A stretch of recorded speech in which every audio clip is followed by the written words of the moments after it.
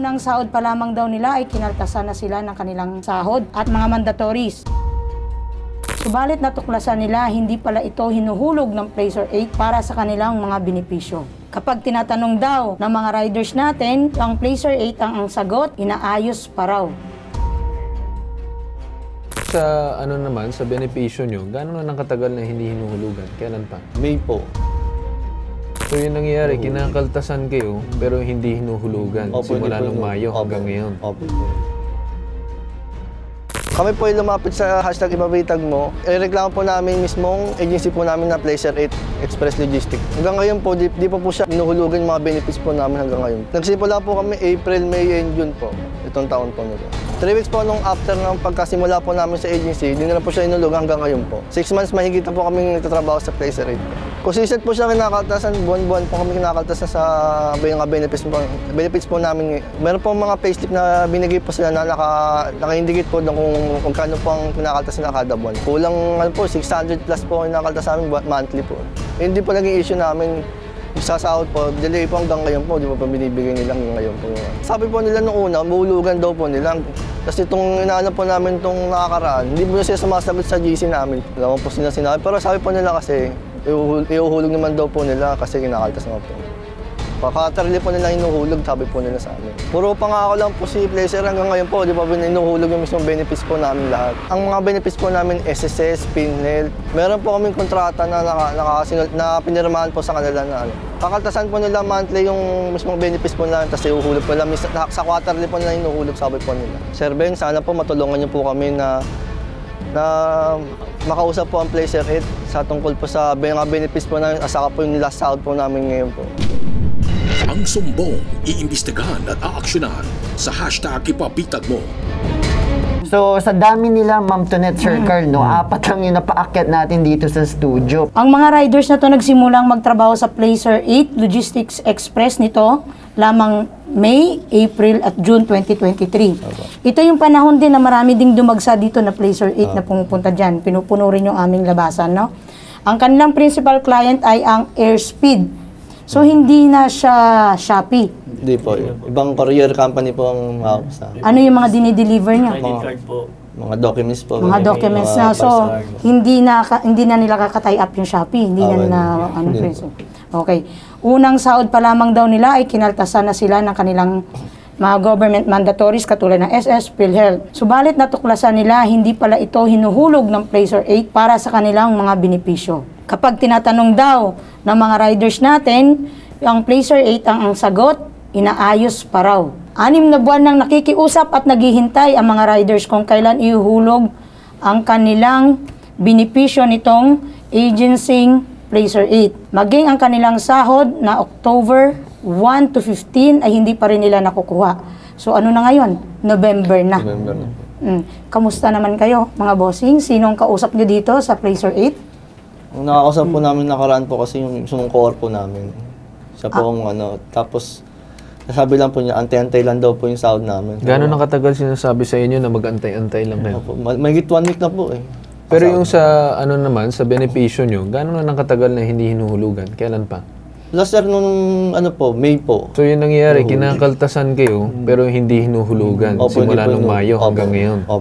Paano nyo nalaman? Chinek nyo ba sa website? Opo, nakacheck po namin lagi yung sa website po ng SSS, nabubuksan po kasi namin per account po namin. Nakita po namin kung may nuhulog po o wala. Pero nakalagay naman sa payslip. Opo, meron po silang binibigay na payslip na binibigay sa amin bawat rider po. Na-intriga lang ako, paano kayo nag-apply sa Placer 8? Bali po, yung mismong Airspeed po, tapos parang sinabi po na meron silang hiring po doon na. So nag-apply kayo sa Airspeed, pagkatapos nyo matanggap sa Airspeed, ni-refer kayo sa Placer 8? Opo, yung mismong agency po nila, yun ang pamahas. Pero mismong nag-apply kayo sa Airspeed? Ay, hindi po. Mismong Placer 8 po kami pumunta. Yun yung tinatanong natin. Placer 8 kayo mismo nag-apply. Then yung Placer 8, yung nag-assign sa inyo sa Airspeed kasi isa sa mga kliyente nila. Okay. Kailangan lang nating linawin na under kayo ng Placer 8. Ang Placer 8 ay ang client nila ay ang Airspeed. Yung nang reklamo nyo is ang pangatlong beses na. Ma-airy dito sa atin. Yes. Pero yung mga dumadagsa dito talagang araw-araw. So ibig sabihin talagang notorious na itong Placer 8. Para sa akin, nakikita ko dito is yung nagiging problema is yung mismong Placer 8 at ang kanilang sistema. Kasi kahit man sabihin natin na gagawa namin kayo ng solusyon ngayon, kung madadagdag din yung mga kagaya nyo, wala din parang nangyari. Kasi yung ginawa lang natin is yung sa inyo, sinolusyonan, pero may mga nabibiktima pa rin. So yung maganda kasi gawin dito is lahat talagang stop. Because the problem is the system of the company and hindi naman yung mga tao. Diba? Pero ang nagiging problema kasi dito is paulit-ulit. Kahit man gawin nila ng solusyon yung mga tao na nagrereklamo, may mga tao pa rin na nabibiktima. So yun ang gusto natin sana magawa na paraan. Problema nga lang is tinatawagan natin ng Placer 8 which is hanggang ngayon hindi pa rin sila sumasagot. Subukan natin. Yan. Ang kakasabi lang dito is pinatayan ng HR yung pagtawag natin sa kanila. Magkano yung ikinakaltas sa inyo kada sweldo? Sa ISIS po kasi, pumapatak po na 600 po. Kada monthly po kami. Isa po 630. Pare-pares po. Kayo ba may mga incentives din na tinatawag? Wala po. Wala po incentive. Wala. So magkano ang sweldo nyo? Pumapatak po ng 1,000, ano po, 40 a day. So, depende yun sa biyahe nyo. Okay, ngayon nasa linya si Mr. Ben Tulfo. Notorious ng Placer 8 eh. Napakinggan ko kanina kung paano sila pumasok dyan. Ang masakit dito, parang patuloy lang, tuloy-tuloy. Dito sa mga riders na to, parang pinatikim lang ata sila ng isang buwan ng sweldo pagkataas lahat, delay na. So, lumalabas dito yung mandatories na kalang nare-reklamo. Yes, mandatories hindi binabayad kahit kinakaltasan sila. Una sa lahat, yung mandatories na yan, sa pool dyan ng Placer 8 sa PhilHealth, Pag-ibig, tsaka tawag dito, SSS. Yes. So ito, pag kinaltas mo, para mo hindi nakawan dito yung mga empleyado, kinaltas mo doon pagkatapos hindi mo binigay agad sa SSS, PhilHealth, Pag-ibig. Alam naman natin yan kapag kay Republic Act yan eh. Pag medyo patuloy at ginagawa mo ng ganyan, pag nagpatunayan, sadya lang ginagawa to, na hindi nare-remit, binubulsa, may kulong yan. 6 years, 18 years doon sa 3. Pero sa akin dito, kailan nag-umpisa na hindi na sila binabawasan sila pero hindi nare-remit yung kanilang mga naibawas doon sa mandatories nila para sa SSS, PhilHealth at Pag-ibig? Kailan daw kayo, simula ng pagkapasok nyo, ni isang beses ba hindi nilagyan ng mga benefits nyo? Wala po kahit. Simula doon ng pagkapasok nyo na, wala daw nilagay kahit kinakaltasan. Kinausap ba nila yung kanilang agency na ano pa nangyari dito? Ma'am, ito yung sa payslip namin, kinakaltas nyo, pero hindi nyo nire-remit doon sa yung mga pera. Nasaan ba? Tinanong ba nila para magpaliwanag naman yung Placer 8? Sabi po kasi sa amin, iuulog naman daw po nila yung quarterly po. Yun po sabi sa amin. Pero gaano na sila ka-delayed doon sa sinasabing yung mandatories nila? Ano nakatagal yung delayed nyo sa 6 months sa'yo? Sabay-sabay lang po kami sa place. So lahat kayo 6 months? 6 months daw? Siguro ganito lang, parang kasiguro tayo. We can call SSS right away. Pero dapat malaman dito, SSS, Pag-ibig, PhilHealth, dapat malaman to. So, kung 6 months na to, ang gusto natin malaman dito kasi baka sasabihin ng PhilHealth at saka Pag-ibig or SSS na andun pa sa kanila pero hindi na-update yung record. So, pwede yun. Nagkusa pa silang pumunta dito sa SS, sa PhilHealth at chinek nila para pakita yung mga payslip para nakita naman ng sa SSS at napaliwanag sa kanila. Kasi sa online po, tinicheck po namin lagi po kung nahulugan. Online. Pero, okay.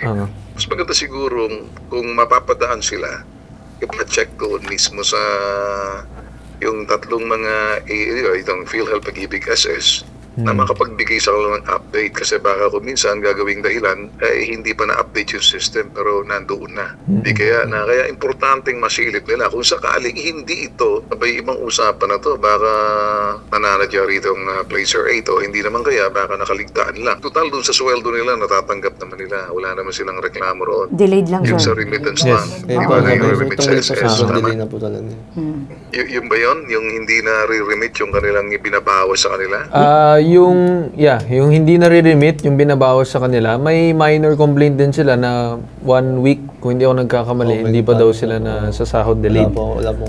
Pero yun lang yung sinasabi nila sa ngayon. Okay, for now, ganito hindi siya kasing tindi noong mga nakaraan. Pero itong parte na to, parang nag-improve naman ng konti. Medyo 74.5. Pasang awa na yung Placer 8 pagdating dyan. Ano? Bigyan natin ng konting credit yan. Dito, siguro ang magagawa ninyo, kung may tutulong man dito sa atin, ano? Una, matutulong natin ngayon. Kunin ang lahat ng mga pangalan nitong mga ito para siguraduhin natin itong mga pangalan nila na nagre-reklamo. Kumustahin yung sinasabi sa SS, sa PhilHealth, sa Pag-ibig kung natanggap nga. Kasi madali naman makikipag-unayan sa, although it will take about a day, malalaman natin kung sakaling hindi pa, then kinakailangan mismo rito ang kumpanya, ang Placer 8 magpaliwanag. Magpaliwanag na ang Placer 8 bakit hindi nare-remit. Mukhang nagbabayad naman ata itong kanilang principal. Binabawas naman ang contribution pero hindi naman binibigay sa base doon sa nakikita nila yung kanilang mga SS. So, SS, Pag-ibig, PhilHealth. Simple lang yung sinasabi natin dito. So far, itanong uli, yung sweldo hindi naman nakukompromiso tulad ng dati. Hindi naman daw, yun nangyari lang is may slight delay sa ngayon. Dalawang cut-off na po kasi siyang delay po talaga. Ano yun? Dalawang cut-off na po siyang... Dalawang cut-off na delayed. Opo. Yun yung sinasabi nila. In terms naman sa pwede makatulong pala, meron tayong resource person ngayon. Kung gusto mo makausap si Congressman Bonifacio Bosita is on the line ng One Rider Party List. Sir Congressman Bonifacio Bosita? Ilalapit lang siguro dahil mga riders po to, Congressman, dahil Riders Party List yan. Dati, itong Placer 8, siguro baka pwede ninyo masilip mga riders dito nagre-reklamo. Pero ito naman sila, medyo yung remittance ng SSS, siguro, tsaka PhilHealth, mandatory tsaka Pag-ibig. Mukhang for the last 6 months, sinasabi na sa Placer 8, mga riders sila, na hindi mapaliwanag kung bakit hindi nakikita na parang nire-remit. Binabawasan sila, pero hindi nire-remit sa doon yung mandatory sa mga government offices na dapat mapunta Pag-ibig, PhilHealth, and SS. Sir, baka magawa natin ang paraan dahil mga riders po to, party list po ninyo, riders din naman. Yes ano po, magagawa natin dito? Parang medyo masilip lang, medyo mapalalahanan lang siguro itong Placer 8 na natrabaho na namin last year to. Alam niyo po, Sir Ben, matagal na tayo sa public service and usually there are companies na hindi nakukuha sa usap-usapan lang. So, napakadali po ng issue na yan at madaling silipin kung may katotohanan ng complaints at gagawin na lamang po natin itong black and white. Investigahan po natin kung kakailanganin na hindi sila agad kikilos as soon as possible. Magsasampa po tayo ng kaukulong kaso against the company. The more, the merrier. Mas maraming makakatulog yung Riders Party List tayo sa BITAG, #pabitag mo. Simple lang itong reklamo na to. Mandatories lang to. At sabihin mo doon sa mga riders, huwag mag-alala.